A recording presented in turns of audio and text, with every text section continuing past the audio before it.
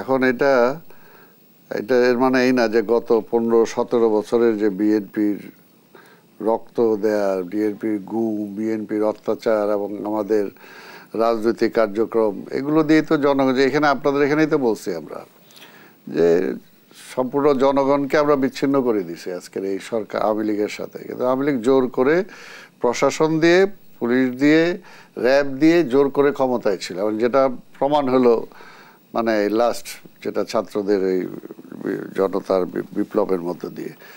আর আরেকটা যেটা আপনি বলতেছেন যে সংস্কার, দেখেন সংস্কার যে কোনো সময়, এখানে দুইজনই শিক্ষক, সংস্কার এটা চলমান প্রক্রিয়া। পৃথিবীটা আজকে কি সবকিছুই মনে করেন সময় উপযোগী সবকিছুই সংস্কার হয়, সমাজ ব্যবস্থায় সংস্কার হয়, গাড়িতে সংস্কার হয়, ট্রেনে হয়, আপনার হয়, আমার হয়, ড্রেসে হয়, সব কিছুতেই।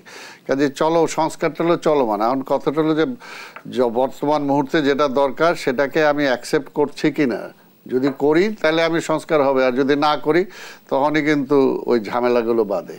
তা আমরা তো বারবারই বলে আসছিলাম যে আজকে সময় পরিবেশ পরিস্থিতিটাকে বুঝে আওয়ামী লীগ আজকের এই পরিণতিটা হলো কেন, এই পরিণতির জন্য দায়ী আওয়ামী লীগ এবং অ্যাবসলিউটলি শেখ হাসিনা। যে কথাটা বারবার আমরা বলছি, যে আমরা কি বলছিলাম যে একটা পরিবর্তন আমরা চাই, যে একটা নির্বাচন, এবং এইখানে আপনাদের এখানে বলছি, সব মিডিয়াতে বলছি যে নির্বাচনটা কোথায় চাই, আমরা নিরপেক্ষ সরকার অধীনে চাই।